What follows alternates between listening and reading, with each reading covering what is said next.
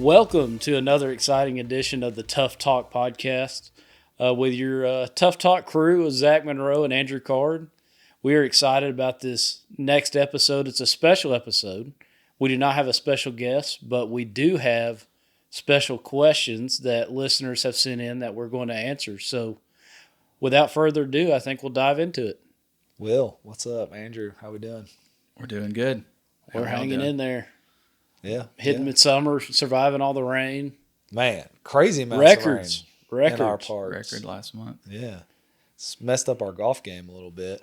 Yeah, there is no golf game to be messed up at this point. Well, you stole my line. That's what I was going to say. Like, mine's hard to mess up because it's permanent messed up, but it'll come back around. Yeah. Eventually. It's only a matter of time. So I think how we'll do this is we'll let Andrew, you kick us off with some questions, and then we'll go from there. I kind of collected all our questions that got sent in through Instagram and Facebook. We got a good bit here. I don't know if we'll get through all of them, but I'll just kind of go down as we go. And I didn't share all these with you guys, so I thought it'd be cool if we got some off the cuff answers. Oh, watch out! Maybe straight off the top. So this could be dangerous. I think I've said the word dangerous about 300 times in the podcast. Many episodes that we've done, but this also could be dangerous. It might make my own job in the editing a little harder, so I don't know if I should have done that or not. But this is true. Cut the tape. Start over. Here we go. Let's start off. We'll just go right down the list. We got a fun one to start. Oh.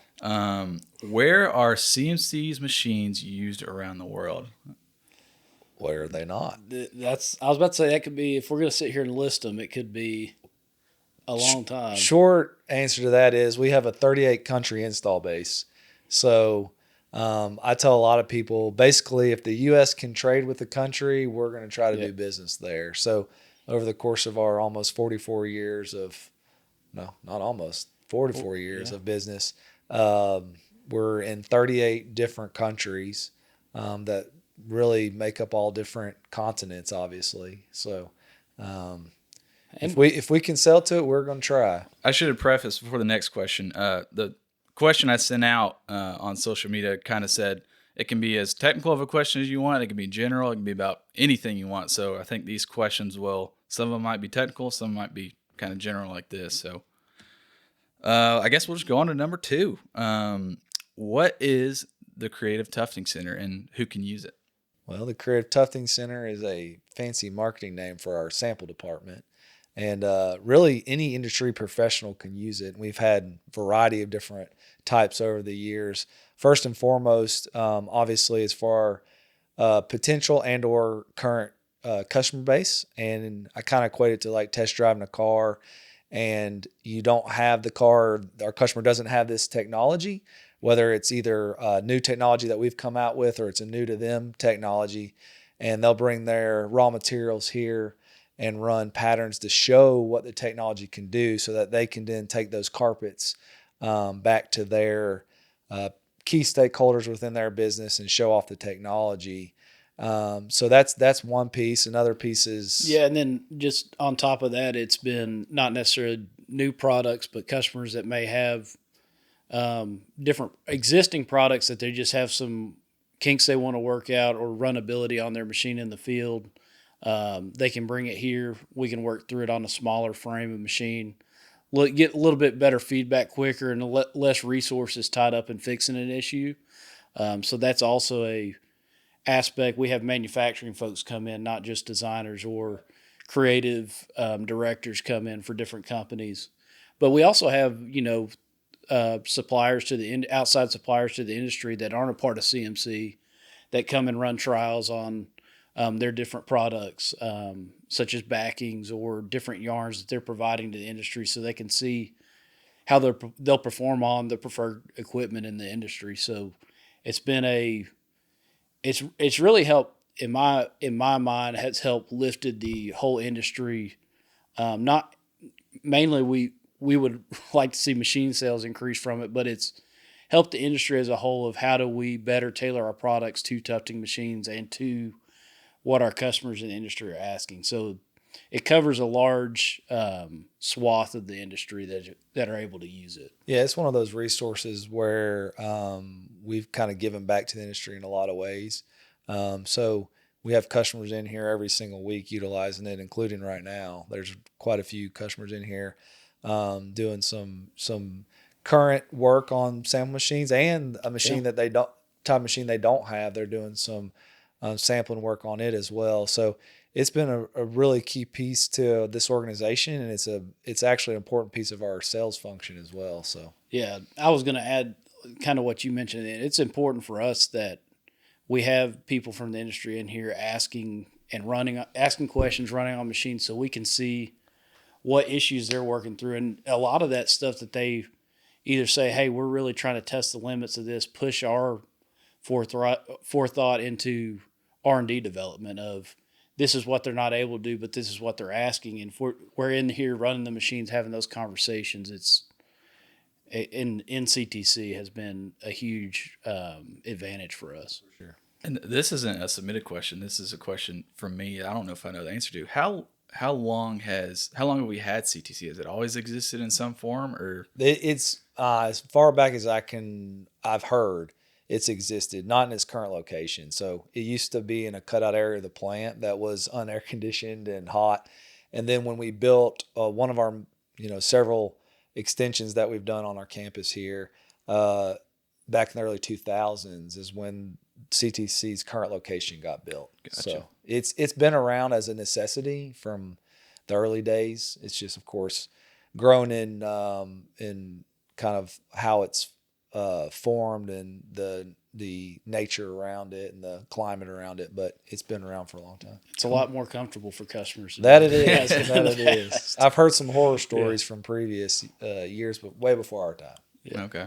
A little plug: if you want to book time at CTC, you can contact Keith Askew, Yes. CTC manager. Keith Askew at Card-Monroe.com. So there you go. Yep. I will add, Andrew, while we're on that, is they asked about CTC, but I think they kind of too go hand in hand. It's kind of our customer facing side of. Hold on, I think we might get there. Okay, I think we wanna might get there. in. We'll get there. Let's skip to that question then. One of our questions we got was what topics are covered in Tufting University. Well, Was that what you're going to say? I was going to plug Tufting U while we were talking about CTC because I think those two kind of go hand in hand. There are customer facing, what I would call arms of our business here on the physical campus of Card-Monroe. And just, it's also where customers, whether it's, and this will touch on the classes you're talking about, whether it's designers, manufacturing, mechanics, we've had VP of whatever come in here and take these classes. We can tailor the classes to the specific class need. So if it's a group of mechanics, we tailor it to that, or tailor it to production folks. We can do that as well. But that's what I was circle back around to what I started with was it's a great extension to go hand in hand with CTC. Not only do we have designers working on new products, but yeah, we can tailor them mechanical. We can even do electrical, advanced command performance classes and that. So it's a well-rounded, tailored experience for any customers or suppliers, once again, that come in here. Yeah, and I think you're exactly right. Both the Creative Tufting Center and Tufting U are kind of a resource in which we've, kind of in some respects given back to the industry, but also partnered with our customer base and the industry as a whole to continue to develop their people, develop their products.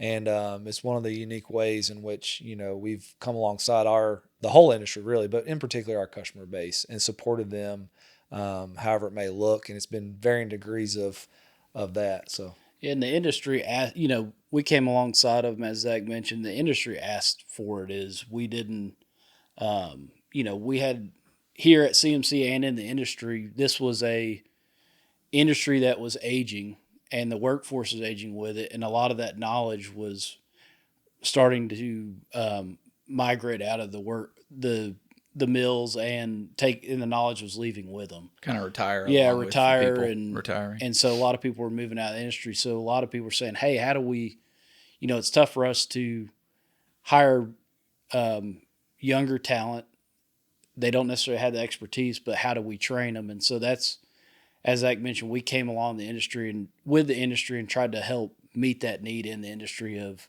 hey, you hire them and we can train them on the equipment and give them the basics they need to know in order to get a good foundation of how to start. Yeah, and I think it's been important too in that regard is that for us it's been a formal experience. It's not a training program where somebody's like it's a part-time duty for them or whatever. Like we built a facility around just this. We have a technical trainer that this is all he does. We have corporate backing with how we've operated, including creating course structure and classroom materials and production machines that are cut in half that actually run and that they can set up and it's hands-on. So I think that's been another key piece is just we've invested into this and it's a full-time area for CMC that's not an afterthought. And one thing I've heard you guys always preach about, even here on this podcast, is we can only be as successful as our customers are.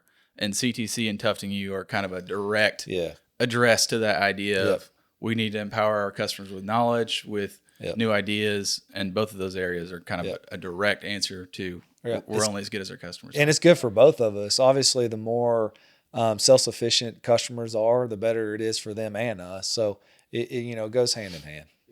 And plug number 2, if you're interested in booking a class, this is going to sound like an ad for CMC. If you're interested in booking a class, Craig Braswell is our technical training manager. You can contact him at craigbraswell@cardmonroe.com. Do we get paid for these ads? We should. Yes, you do.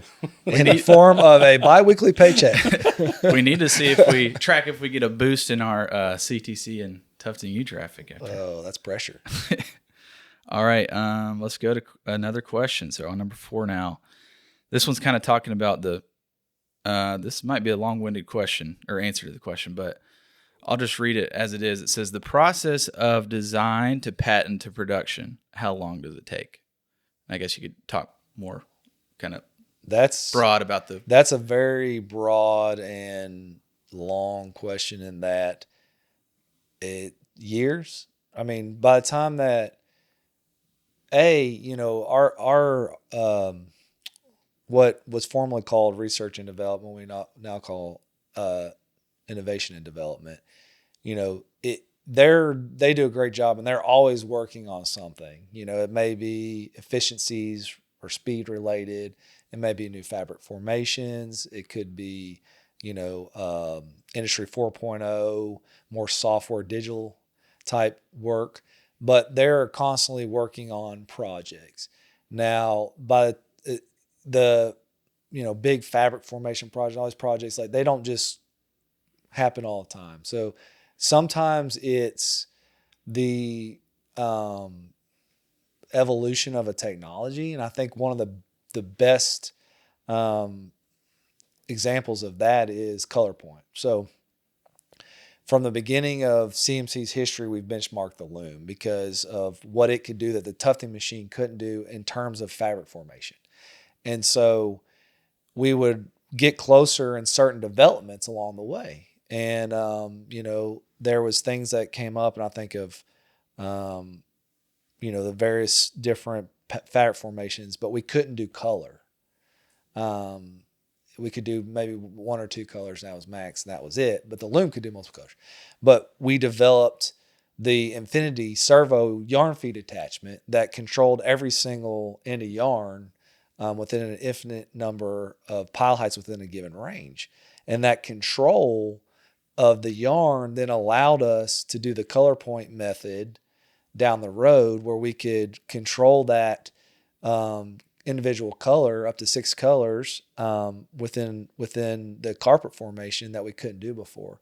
So some of it is long-winded answer of it's an evolution of technologies, and even of that, it's a multi-year thing because we have to conceptualize it and then prove it out, then test it, especially the mechanical side of things. You got to go through a rigorous testing process here within our walls of I&D or R&D, testing out different, mechanical aspects of a development.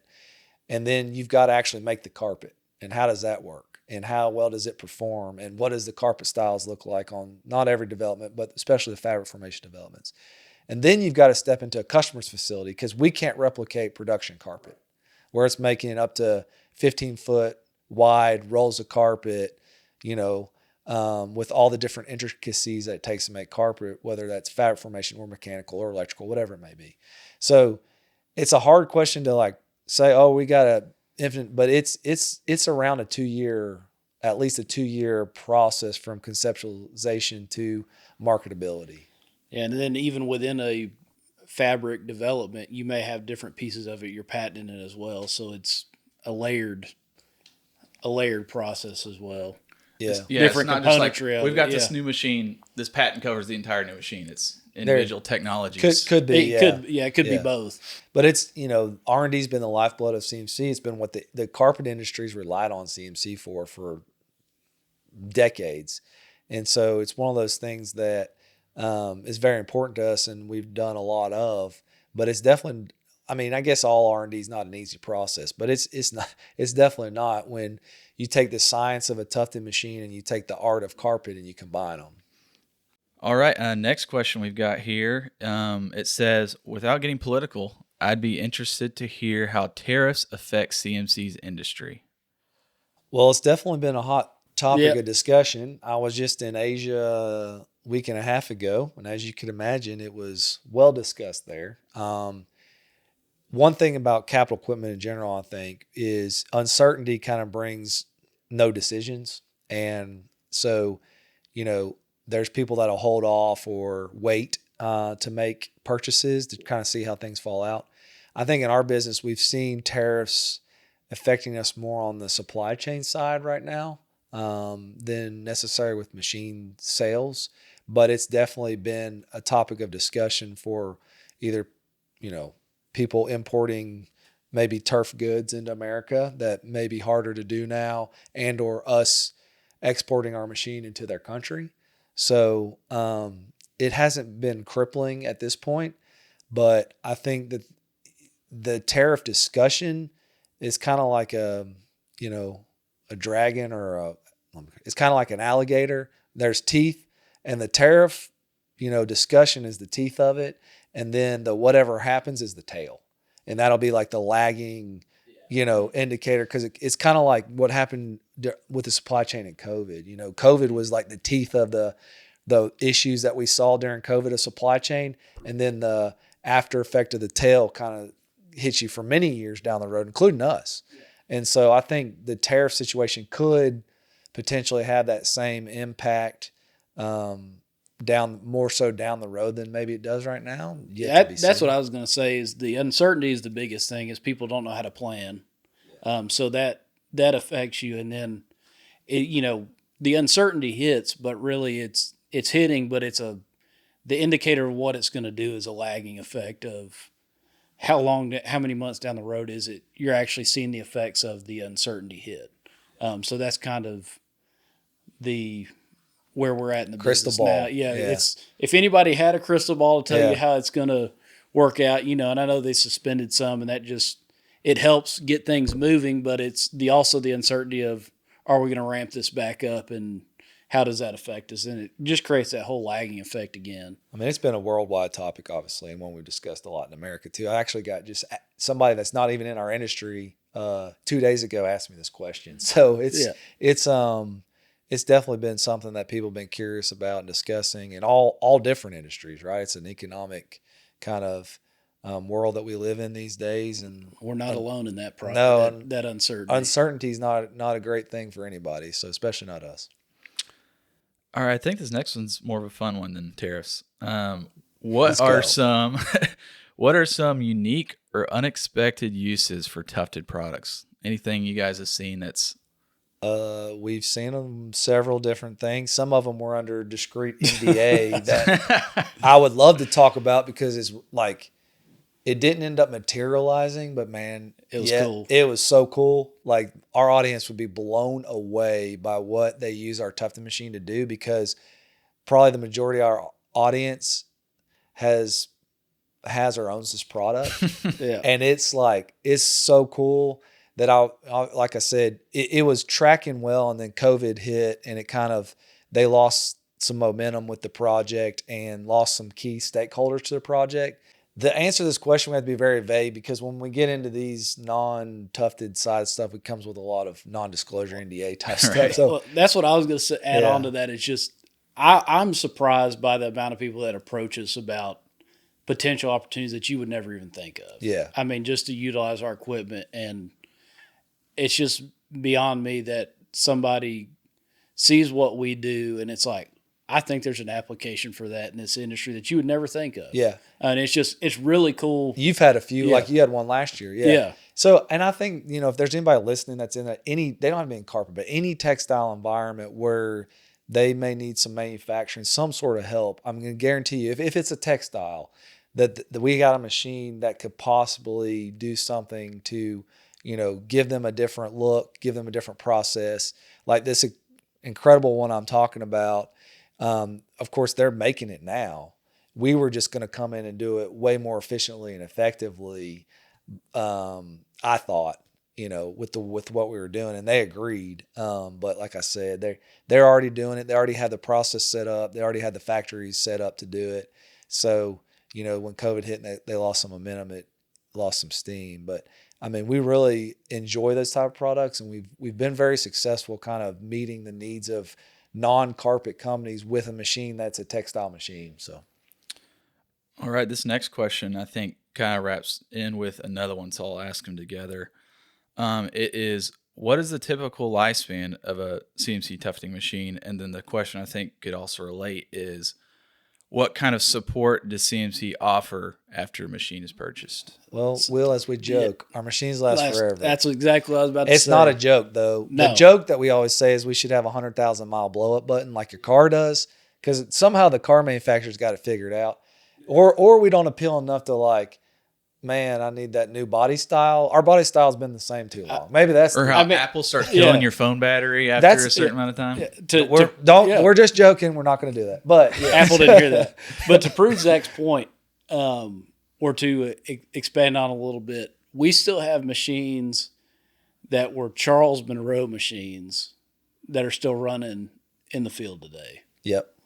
And so that was before it was even Card-Monroe. Yeah. And we still have Card-Monroe machines running in the field today. So we make machines that last a lifetime, literally. And we're we're always supporting even those type machines. I've actually got a great story that's a little bit of a sidetrack, but also part of this. So as I mentioned, I was just in Asia. We're exhibiting at a trade show, and I didn't get a gentleman's permission to share the story, so I don't want to talk in specifics, but they came up to me in the trade show talking about our podcast, actually. And the reason that they was because they had bought a secondhand CNC tufting machine, 25 years old, and needed some help getting it up and running. So we sent one of our UK service technicians over, they're in Asia, to help them, the Asia region, to help them get it running. And the technician happened to mention the podcast. And so point A is, this machine, they didn't buy it from us. It's 25 years old, but we're still supporting them if possible on, helping them get it up and running and performing. But also he mentioned that he heard our podcast about CNC Cares. And he said, I heard that podcast on a Sunday, and I had, their Cares program implemented on a Monday, in which they're doing aspects of safety and community involvement and giving back to their own employees and matching gifts. And I'm like, man, that's incredible. So, what I thought we had 3 listeners, we now have 4, and the 4th one's doing some impactful things. So the 4th one's pulling his weight. Well, thanks for sharing that with me. Yeah. I hadn't heard that yet, Zach. Yeah. So he doesn't tell me anything. Yeah, right. So, if he's listening, he knows who he is, and man, keep doing what you're doing, and impacting not only your own employee base, but your people base, but also your local community. Because I know you're passionate about implementing that in your local area too. So, man, it's cool just to see other people implement some aspects that they heard here. But man, it's bigger than that. It's not about us. It's about people and enriching people's lives, and making it more rewarding to show up to work every day, and also making the community around you better. So that was a cool story, but also kind of answered your question in a roundabout way. So yeah, that's really cool. That's really cool. All right, we got a couple more here, and I think we're probably done. So this next one, pretty general, and hey, a future podcast episode teaser might also answer this, but what is CMA? That is Card-Monroe Automation. It was formerly known as EverWorks that we acquired. Yep, industrial automation, where focus on a lot of project work. So a lot of people think that, we're building robots or some aspect of that, because that's what they think of automation, which we're definitely utilizing robots in different aspects of automation, but they're really an integrator. So, they're helping with problem or solution, and then determining the best way to go about that through an automated process, and also building control panels for different things too. So the panel business has been a big aspect of what they're doing, and then what they would call project work, which is different depending upon what industrial automation solutions needed. All right, I think this one's a quick hitter here. How many machines has CMC produced to date? 2,500 plus. Yep, I think is the last presentation I updated to say. So since 1981. There you go. All right, we got two more here. This one could be a podcast in its own. How has the tufting industry changed since CMC was founded? That is true. That could be a podcast. Try and give your most general answer to that. Technology. Yeah. I mean, I think that's the world, right? But obviously the machines that they started building very early on were much more simple. They made just basic cut pile, loop pile, carpet. Yeah. Now we have a lot of technology, a lot of advancements in fabric formations and servo motors, color placement. Yeah. And just we definitely sell a much more difficult and intricate machine than when they started. That's for sure. All right. Last question here. I'm not going to expose who's sent it in. I'm just going to read it verbatim. It says, "Oh, great. Who is the cooler Monroe brother, and why is it Lucas?" Oh, I wonder who sent that one in. I did. Well, it's I don't know if we want Will to answer that or you to answer that. Will can answer it, but that is also a very leading and false question. Well, I'll go with, I think it's, Zach is probably the coolest because he gives me my paycheck. I was about to say, one of them is your direct report. That's number one. But, Lucas and I do spend a little time golfing together, so he's cool in that aspect as well. So it's a split, but I got to give the slight edge to Zach since he's the one that actually hands me my paycheck. There you go. Sorry, Lucas. He took a very high non-committal role on that. Walking a fine line. Anything you want to add to that, or you want to leave that as I'll is? just leave it as is. I think if you know, you know. Yeah, that's true. So. Hey, we can flip the question back to you so you can answer one. Who's the cooler card brother? Oh man, both in the room. Yeah, too. you put me on exactly. The spot. I'm no comment. That's a lose-lose because you're both sitting here.